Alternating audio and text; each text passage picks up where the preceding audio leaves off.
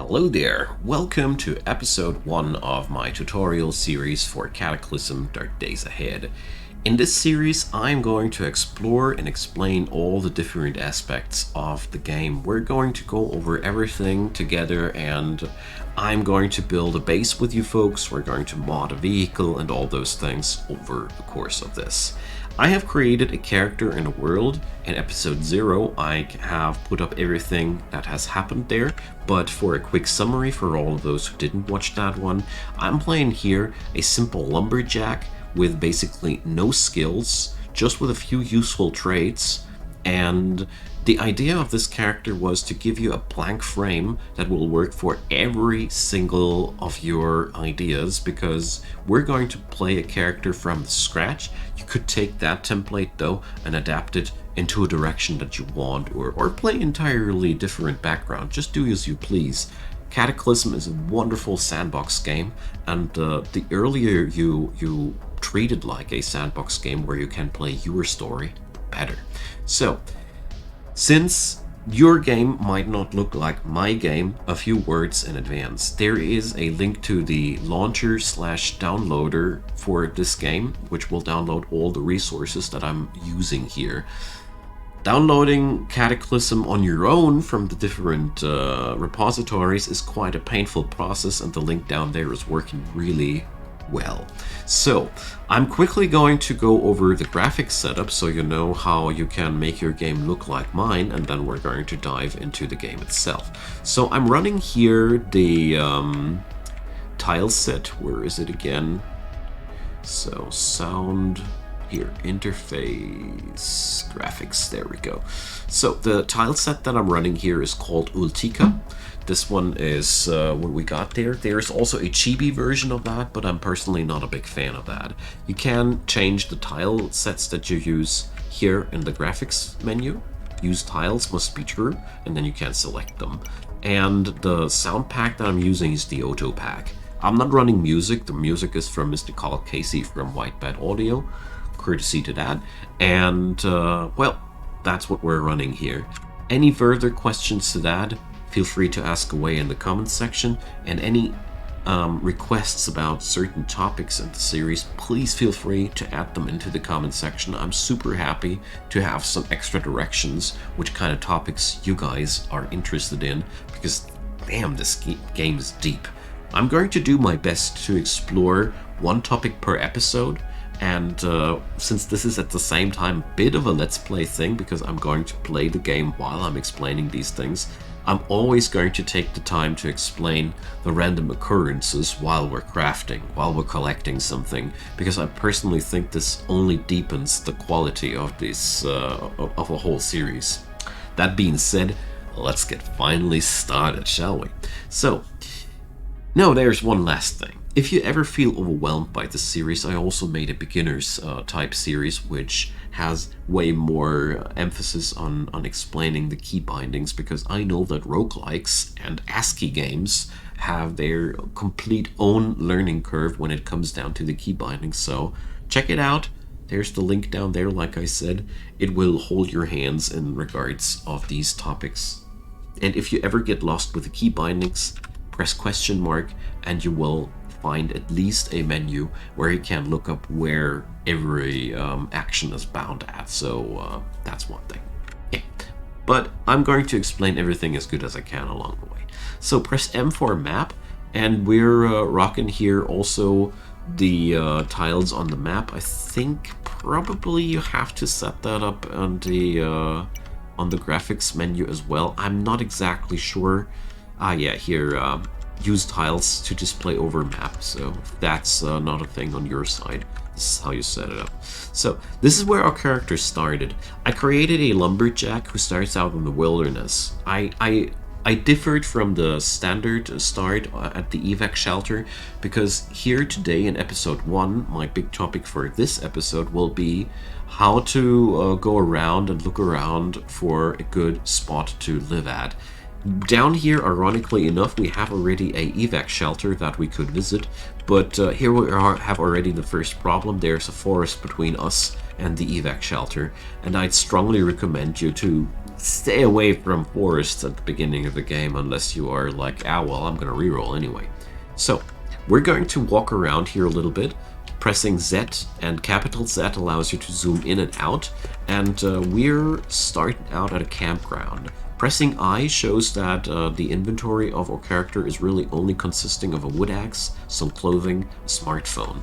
Over here on the right side, you see this the well-being of our character, how many HP we have on our body parts, our stats, and the gear. And here's a mini map and a few notes there. So that's what we got there. I'm controlling this with a numpad, and well, everything else, the keystrokes that I'm using for specific actions, I'm going to explain as good as I can. When we're stepping outside there, we're already seeing here, down below where my mouse cursor is moving at, I see a crow, I see a pigeon, I see wasps, giant aphids, ladybug. So wasps, everything that's an insect, you know, be wary. In this game, all different apocalypses happened all at the same time, and gigantism and the animal world is only one of them. Whenever you see an animal there, it could be gigantic, and you don't want to be messed up by a gigantic wasp, don't you? So what we're doing now, the first thing that I want to do is I press capital Z to zoom out a little bit, and capital V allows you to scan your environments. I press tab to switch between creatures and items. So I want to be at creatures. So I want to know where the wasps and the ladybug are at. So these critters are really, really dangerously close, and most importantly, I see already this structure here where my cursor is hovering at.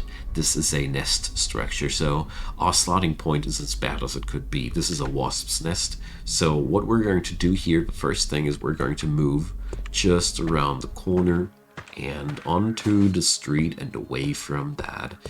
This is rule number 1 with Cataclysm. If you don't know what the hell it is, press X, move your cursor around, examine it, and if it scares you, run the hell away from it, okay? If you don't know what it is, running away from it is okay. You only have one life, so use it wisely. We're going to look now for a place where we can store our stuff and ideally build our base at. So this campground is not going to be it. Also, we already noticed that this is also a dangerous point. So what I'm going to do as the next thing is I press capital N and I drop a note, wasp nest. So I already know future me can scan this area now and know that there is a freaking wasp nest here, because the map won't tell you otherwise. And rule number 2, keep those notes. Seriously, these notes are so helpful. The world is large and you easily forget things like these. So we're going to roam away, and we're going to be on our own and pressing capital Z again and again to zoom real far out. I really like to use this perspective whenever I want to be in a better spot. So let's hover around. Here's a junkyard. That could be interesting. And here's a golf course. So since I don't want to walk all that manually because it really sucks, we're going to go and do a route planner for us. So I want to walk until here. I press capital W twice, and now I'll travel to this point. If ever something nasty will cross my path, the game will tell me. So we're going to use this thing here a little bit more until we can finally hit that golf course. So, spotted tough zombie 60 tiles to the east. So we have a first monster spotted, and here we have the golf course parking lot. So at this spot, we can now decide either to go for the combat or to go for somewhere else. Here, it is really dependent on your experience with the game. A lot of outside areas are extremely dangerous, and a lot of them are not. So as a rule of thumb, when you don't know what you're up to, check out the enemy density. If there's, I don't know, 30 or 40 or 50 enemies to see when you're just getting close to a site, it's most likely going to be one of the more dangerous ones. If the zombie numbers are well below the 10s, you might be able to tackle it. The lumberjack with his axe is well capable of fighting off a lot of enemies with the axe itself, but we're lacking two important things for combat still. Well, weapon is one thing, but the two other things that you might want to have are an armor and medicine to patch yourself up afterwards. So I'm going to go away from that, but I can't because I'm in safe mode. So I'm pressing exclamation mark to get out of safe mode, so safe mode is off now. Here, right away, a word about safe mode. Let's get on over into the options because I find that such a useful thing. And here, this setting, auto reactivate safe mode. By standard, this is set onto false. Set it on true, and here you can go for a number of turns until it switches back on. I've literally died so many times only because I've forgotten to turn safe mode back on. This setting allows you to override it when you are needing it. So like me here, I'm now walking away, and when I'm getting close to something else, it'll be back on, just like I need it to. So we have now two spots where we could go to. We could go to now to the forest trail now, or follow the road. As a rule of thumb, always follow the roads first because they are generally the most harmless areas that you can go for. We spotted a zombie medic. So let's cancel auto move and press capital V again. So the zombie medic is standing south of us, which is very fitting. It seems to be close to the junkyard. The junkyard might be a spot too, which we want to be exploring, but for now, I always like to browse the area a little bit to check out what's where. So a giant rattlesnake has been spotted. So giant animals are always something to be very, very careful with early on. And if you check it out, the giant rattlesnake is tracking. That means it's looking for prey. The ones that are ignoring are actually not really dangerous, but with something like that, we better go away and leave it like that. So the regional dump is a no-no. So we're going to go and follow the road like that. So this way, you can easily check out what's around you. I would be checking out the golf course or the junkyard for sure as next things, but I really, really like to skim my options first before I decide which risk I'll take. Because, you know, at the very moment, every fight I'll take is a risk. So here we have spotted a railroad station. Because before you have access to medicine, every fight can infect your character, you know? And once a wound is infected, you have like, I think 8 hours or so to disinfect it. Otherwise, you will be you will get really, really sick.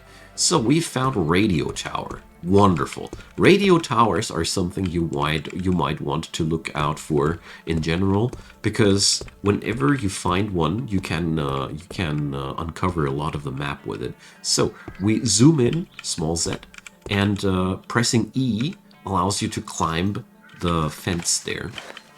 Page up to go upstairs, and as you see here, we're climbing that thing, and we obviously found something. Pressing small X. It's a feather and some twigs. Obviously, a bird is living here. And now we're at the top of the tower. So now we're not seeing anything, but I'll show you later. And here we see there's a pair of binoculars and a survivor's map. Wonderful. So stepping close to it, press G. And now I'm marking these by tapping the right arrow key to mark the green plus and press enter. So the pair of binoculars allows me to see even further. It has been automatically being used by just being in my inventory. So the survivor's map we need to read. Press R, capital R, or no, sorry, A to activate, and we're going to do that. And now we climb down there. So when we press M now again, all the things. You see, this is how far we were able to see with those binoculars, and isn't it a sight to behold? So we have here uncovered a lot of areas that we want to check out. So here are triffids, Triffids are monsters, so, you know, Triffids are baddies. Here we have a city called Boxford, really huge city actually, not a mega city, but a pretty nice one. Here we see the regional dump, here's the railroad station, and here we got a city, probably Starksboro, and Transcoast Logistics. That's an industrial logistics complex, very, very endgame, dangerous area. Regional school, very, very big nightmare. So yeah, we're stuck between two areas. What we're going to do now is we're going to continue our endeavor just like that by walking next to the dairy farm and to the radio tower. But I'm going to skim the dairy farm, and we've spotted a zombie cow. All right. Pressing capital Z now to zoom back out. And so the dairy farm is no safe place to be. We're going to tap out, for whatever reason it is. And we're going to carefully walk around there.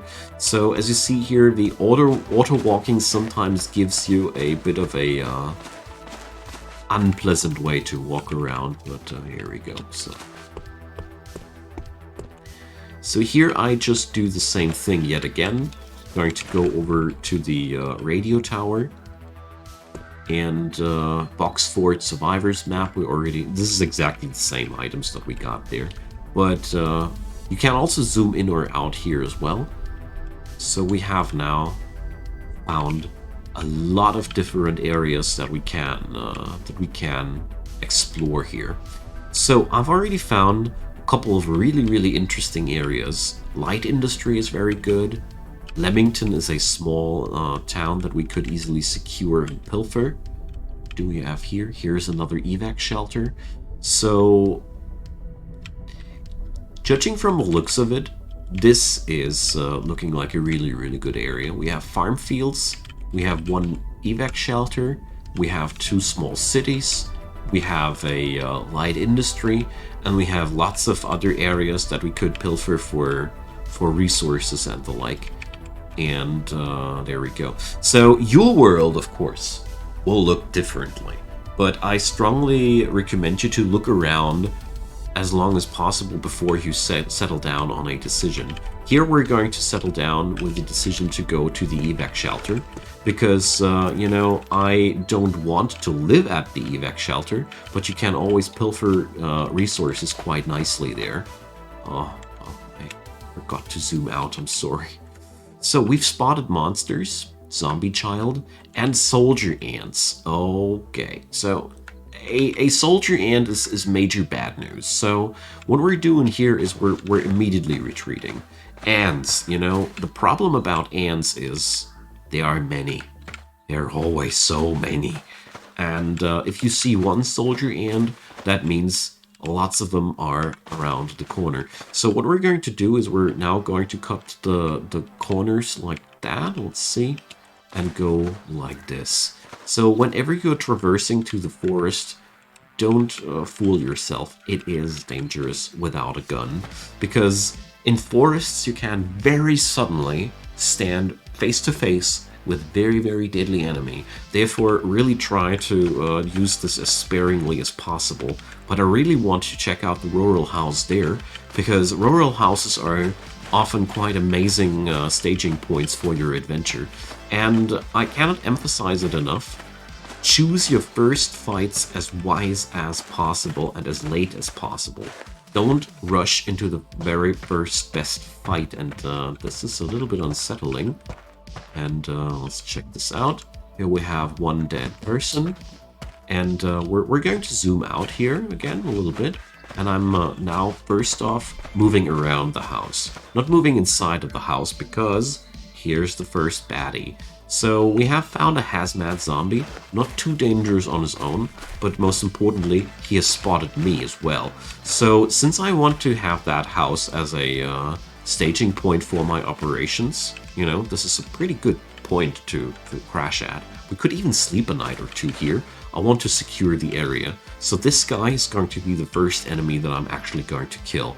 So he's much slower than me, but he's wearing a hazmat suit which armors him quite decently. Since our character though is a lumberjack armed with a decent axe, this is really not much of a problem. So, when you want to fight zombies, there's one rule of thumb. Lure them into terrain that is to your advantage. So when I'm zooming in, when you're pressing X, you can examine your environment. And as you see here, a piece of grass has move cost of 150. The dirt road, 100. Long grass, 250. The huckleberry bush, 400. 400 is the best number you're looking for, and as a rule of thumb, try to lure your zombie always into as many high movement cost squares as possible. Here I'm going to utilize the huckleberry bush, and here you see I need to dance around a little bit. They try to avoid them, but by moving like that, I forced them onto the square. The thing is here now, I'm moving 4 times as fast as him now. Where I can use 100 time units to move, he needs to use 400 time units. So that means I need to go here into that a little bit deeper. My wood axe takes 107 base moves to attack. So that means this guy to attack me once, that means moving towards me, I have at least 2 to 3 swings for free before he can even start moving towards me. And that's the secret behind killing these guys. So I took 2 swings, and as you saw there, the one went wildly awry, and the second one hit him. So what I'm doing next, to take it really safe, I'm going to walk away now. So the guy took quite a fair blow, and he has a minor bleeding. As you see, he's leaking now. And what I'm going to do now, I'm going to walk all the way around, sit back at the huckleberry bush, take 2 swings, and repeat. Because under no circumstances I want to give this guy the opportunity to take a swing at me. Sorry guys, my cat tries to escape out of the room. So we took the guy down. I let the cat out, and you see that yellow exclamation mark there. That means the guy will stand up again after a while. Press S to smash, and smash the body. Now the zombie won't stand up again. So when we press G now, we can see the items that the dude had on himself. You can practically loot everything from the guy, but we're going to go back to the house there. So this basic method of fighting, we're going to use a lot. This was just the basics, you know? I'm going to utilize the movement penalties in the series a lot.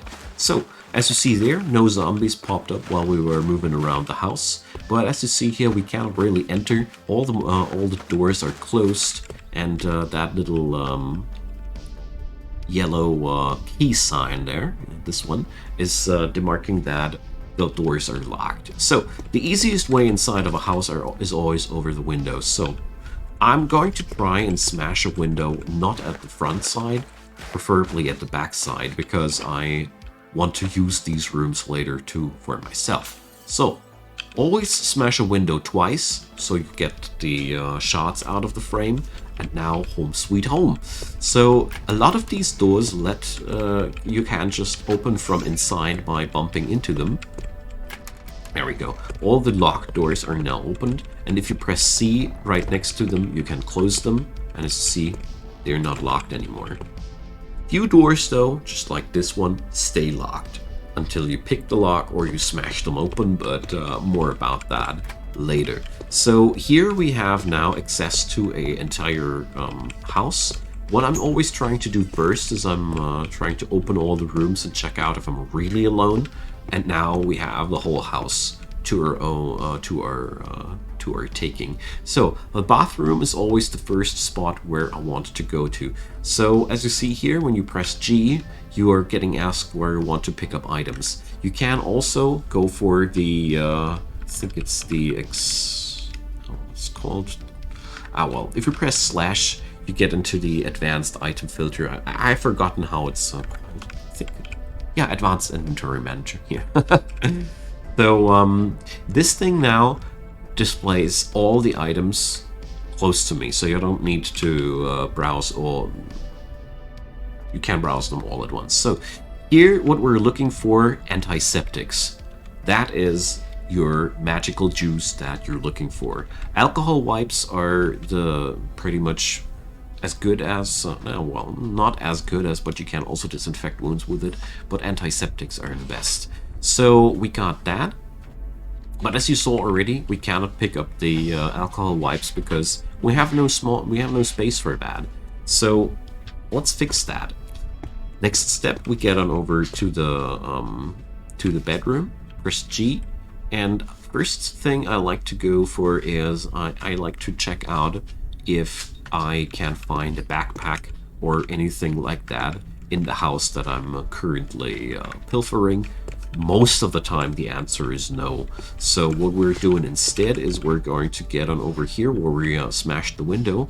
We got those sheets. So we picked them up, and now enter crafting. So craft items is locked behind this sign.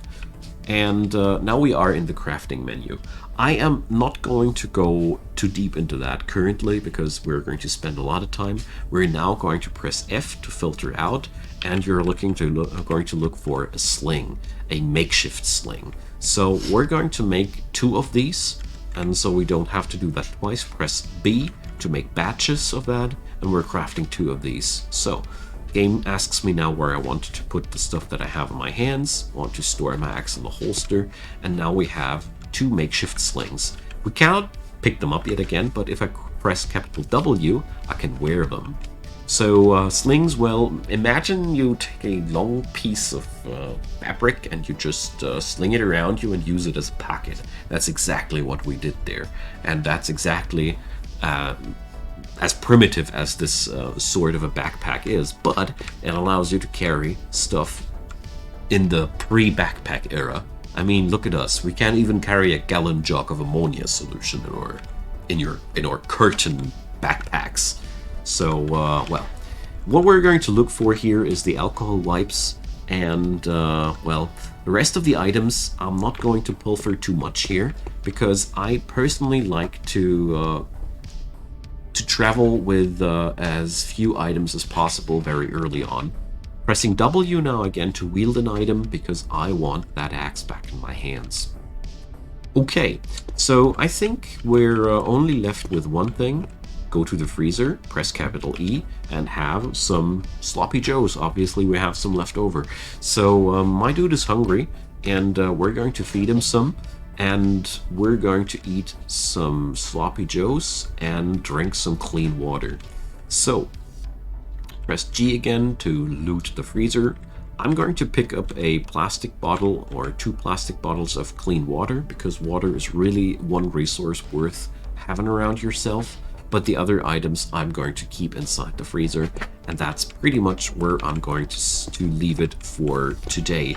In the next episode, we're going to explore the vicinity between this. This is a really, really awesome starting point, and I can't wait to explore it. We have a lot of exciting points to be at, and this is a really good area to build a base at and have some fun. So, I hope you found that helpful. Feel free to ask away. Comment section is down below waiting for you. Leave a thumbs up on that video if you enjoyed and consider subscribing. I'd be delighted to have you. Also, there is a few more links, like I said, for the beginner series, and check out also Carl Casey's channel, White Bat Audio. That music you hear, it's all for free and it's pretty good, and it's going to accompany us on the course of this series. Last but not least, big thanks to the supporters of the channel. Patreon, PayPal, and Buy Me a Coffee are ways and means to support the channel, and I'd be delighted if you'd give them a look. And again, thanks to all of you who are already taking the given ways to support the channel. This really means really a lot to me. Thanks for that. And what also means a lot to me, listening to my stupid ad rolls at the end of the videos. So thanks for that. Thanks for hanging still around, and see you next time. Bye bye.